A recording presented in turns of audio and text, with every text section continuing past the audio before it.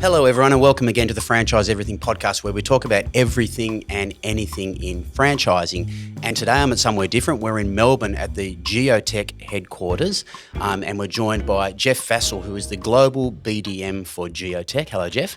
Good to be here, Glenn. Yeah, excellent, mate. Now, did I get that right? Global BDM? Yeah, I look after not only our Australian business interests, but also we've been working in New Zealand for about 15 years and more recently in Southeast Asia. So, Excellent. So, and before I actually forgot to say what it was about, first of all. So we're going to be talking today about how to generate more sales in an existing franchise business. So it's a hot topic for many franchisors and franchisees, without a doubt. But that's the topic that we're going to talk about in this quick little podcast.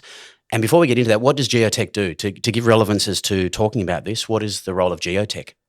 well, we're a data analytics and strategy consulting business. So we typically help retailers better understand the reason why some stores perform better than others, or why there's a variance in store sales performance. And then off the back of that is building robust sales and impact forecasting models and network planning. Okay, so in line with that, in relation to the topic of this one about how to generate more sales from an existing franchise location as opposed to a brand new one, and mapping for that, where do we start? So where do we start that process? If we've got an existing franchise business running away, how do we get more sales out of it? Well, I guess fundamentally, we usually start with an analysis of the business to, I guess, better understand what's driving sales for the business. Once we go through that analytical process and do a deep dive into the business itself, it allows us to then identify the key factors that drive store sales performance. So what are the factors that really drive sales, the contribution those factors make to sales. And then once we build a sales forecasting model, we're then able to forecast the sales potential for all of the existing stores in the network. So you said something interesting to me off camera before we did this about finding why the overperformers overperform, which really stood out to me as far as store performance. So can you explain that a little bit about overperformers in franchising and what that terminology is about?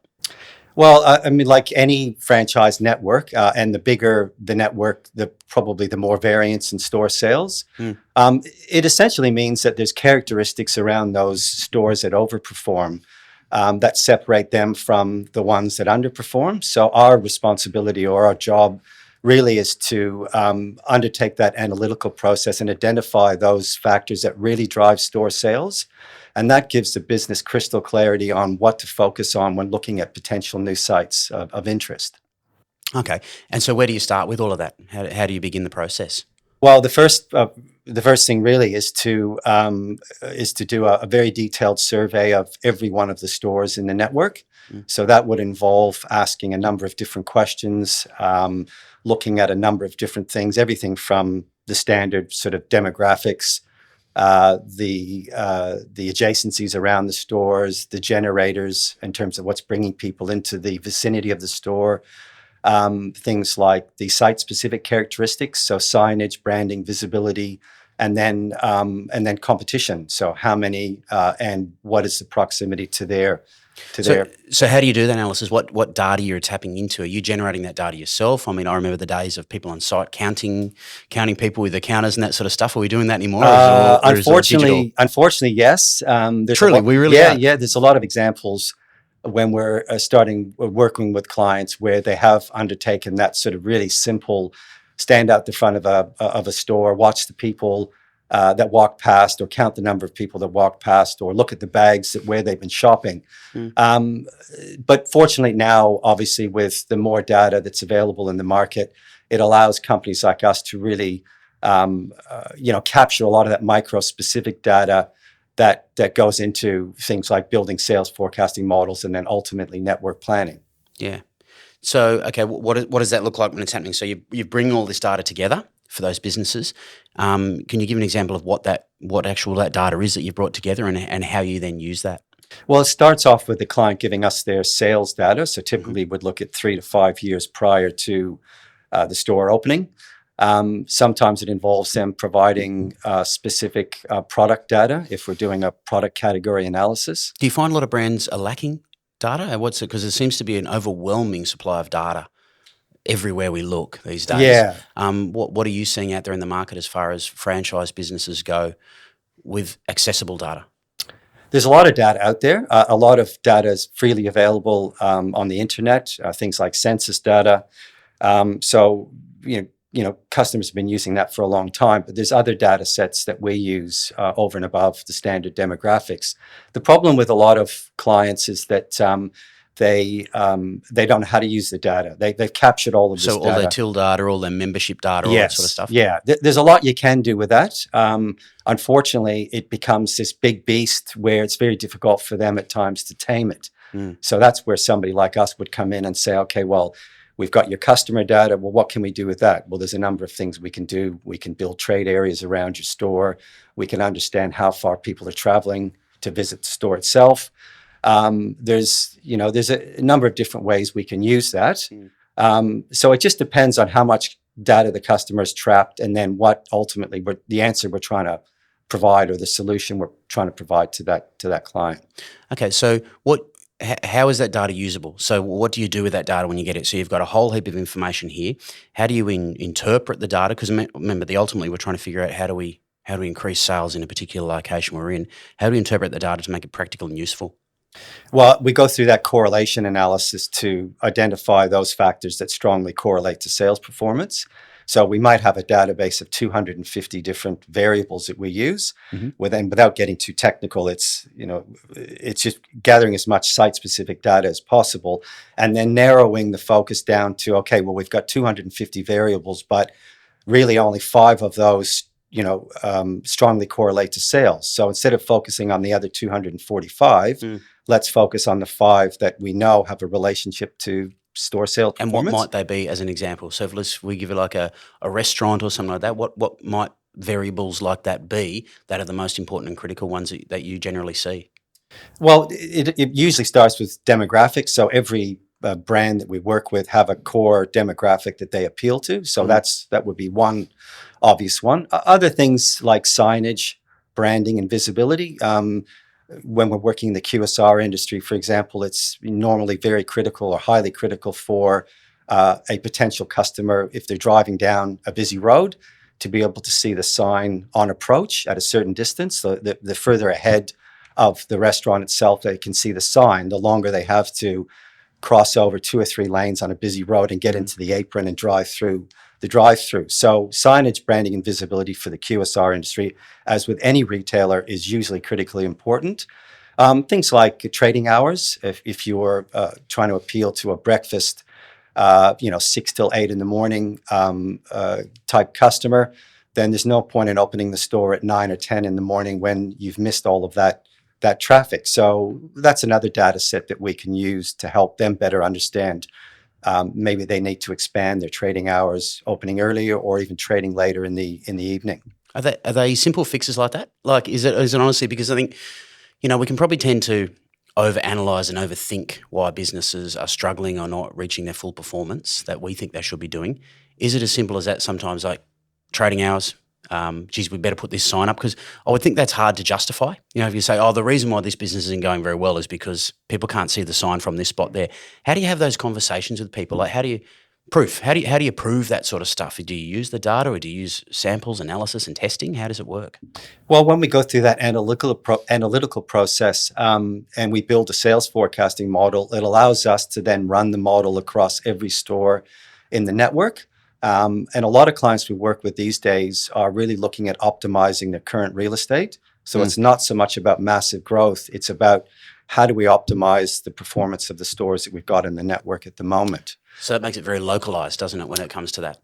Yeah, and we can provide some insight around trading hours, the store size, if that's deemed to be important. All the levers, I guess, internally that the business can use to then drive sales into the store itself. Okay, so that makes it clarify, doesn't it? Because you've got a business that's doing certain numbers and you think, okay, how can we improve this particular location?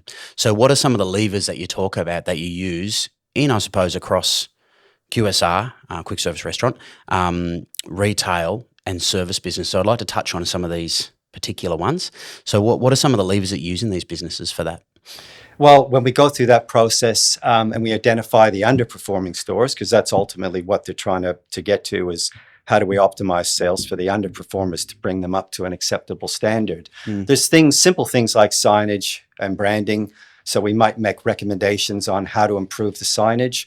Maybe the pylon sign, for example, is not tall enough and it's being obscured by some trees, or it's blending into the facade of the building. So maybe the objective is to make the signage more overt.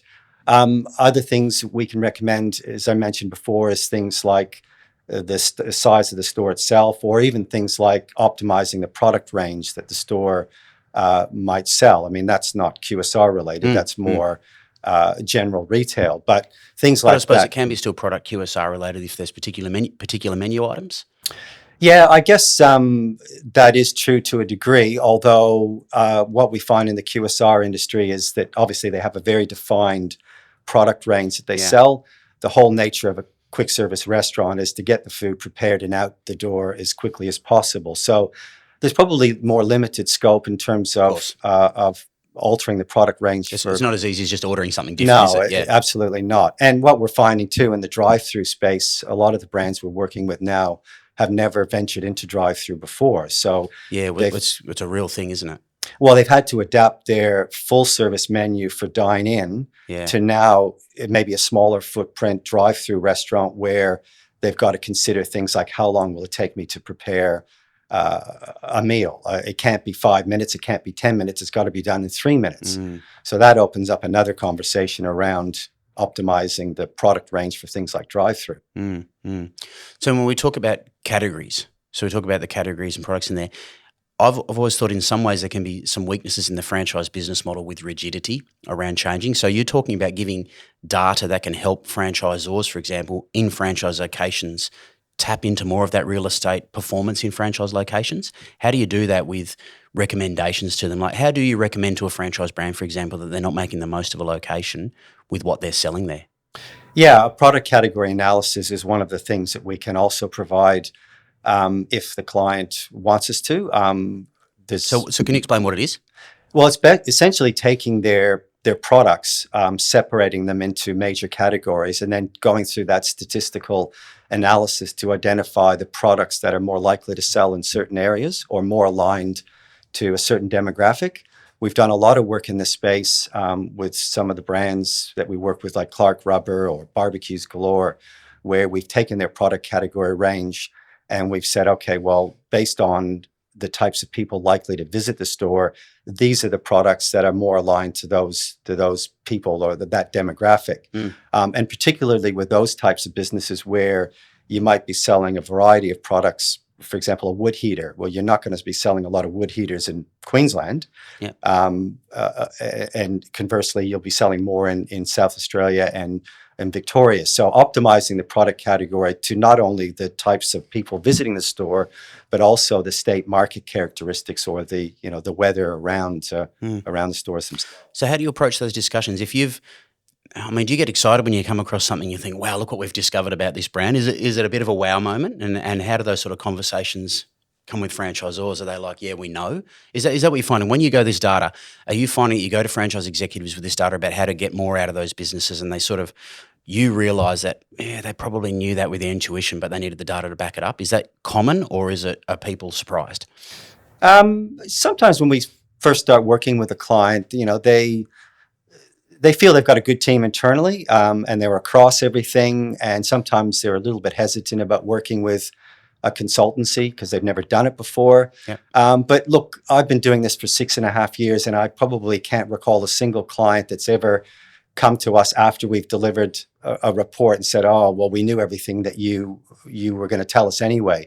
I mean, there's often a few really important things, or gold nuggets, as we call them, where they've said to us, oh my God, I didn't realize that, if we did this, it would achieve that. So more often than not, there's some light bulb moments within the business that have given them a lot of clarity around how best to move forward. Yeah.